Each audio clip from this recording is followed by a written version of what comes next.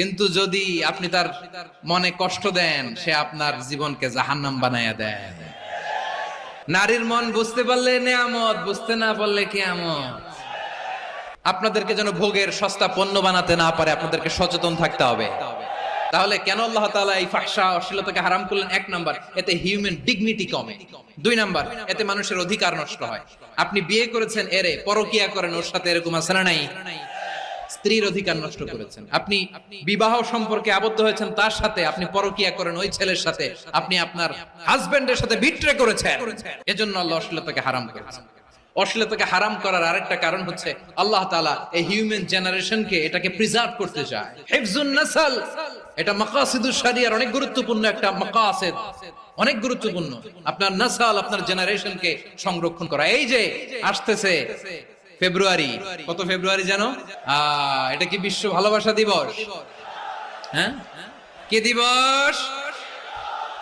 এই বিশ্ব ভালোবাসা দিবসের সাথে মুসলমানদের কোনো সম্পর্ক নাই। আমার প্রিয় ভাইরা, এই যে আপনি অবৈধ সম্পর্কে জড়ালেন, কেন আল্লাহ অশ্লীলতাকে হারাম করেছে দেখেন। বলতেছিলাম যে এটা আপনার নাসল, আপনার জেনারেশন, আপনার লিনিয়েজ, আপনার বংশকে প্রিজার্ভ করা। কে কার বাবা, কে কার মা, বাবা মা জানা, প্রজন্মকে প্রিজার্ভ করা, এটা ইসলাম ওয়াজিব করে দিয়েছে।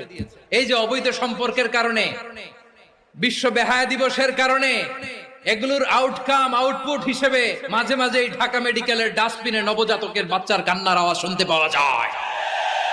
চট্টগ্রাম মেডিকেলের ডাস্টবিনে নবজাতকের কান্না শুনতে পাওয়া যায়। বীর চট্টলার মুসলমানেরা বুঝতে পারলে আওয়াজ করে বলেন, এই যে চট্টগ্রাম মেডিকেলে যে নবজাতকটা পাওয়া গেল, ওর বাবাকে আমাকে বলেন, ওর মাকে, ও কোন ফ্যামিলির সন্তান কেউ জানে? আপনি হিউম্যান ডিগনিটিকে অপমান করেছেন না? আপনি তার ভবিষ্যৎকে অন্ধকার করেছেন না? আপনি তার লিনিয়েজকে প্রশ্নবিদ্ধ করে দিয়েছেন না? এই জন্য আল্লাহ তাআলা অশ্লীলতাকে আমাদের জন্য হারাম করে দিয়েছেন। পড়েন সুবহানাল্লাহ। এই জন্য রাব্বুল আলামিন বলেন, কুল ইন্নামা হারামা রাব্বিয়াল ফাওয়াহিশা মা যাহারা মিনহা ওয়া মা বাতান। প্রকাশ্য প্রকাশ্য সব অশ্লীলতাকে হারাম ঘোষণা করে দিয়েছে কে? আবার দুনিয়ার বুকে যারা অশ্লীলতার প্রসার করে তাদের জন্য শাস্তি মজুদ রেখেছে কে?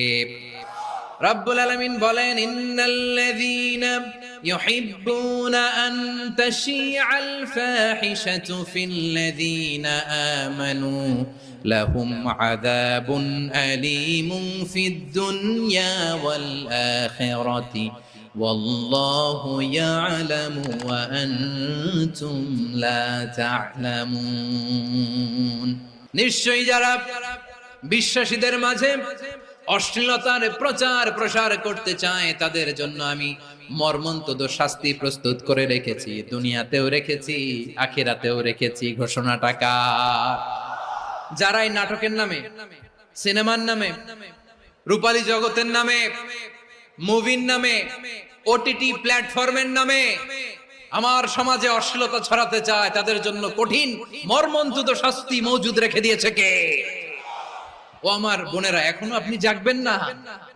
এখনো আপনার চিন্তার দুয়ারে এখনো নাড়া পড়ে নাই? ওরা আপনাকে উলঙ্গ বানাতে চায়, ওরা আপনাকে আইটেম গার্ল বানাতে চায়। এজন্য ইসলাম অশ্লীলতাকে হারাম করেছে। হারাম। ইসলাম বলেছে যোজন যোজন দূরে থাকো, ওরা বলে না কাছে আসো, কাছে আসার গল্প, ক্লোজ আপ ওয়ান, কাছে আসার গল্প আছে না নাই? তাহলে অশ্লীলতার সাথে আমাদের কোনো সম্পর্ক? আমরা এই সমস্ত ক্লোজ আপ ওয়ান, কাছে আসার গল্পের প্রোগ্রামে যাব? আমরা কোন ধরনের অশ্লীল কন্টেন্ট সোশ্যাল মিডিয়ায়, টিভিতে দেখব?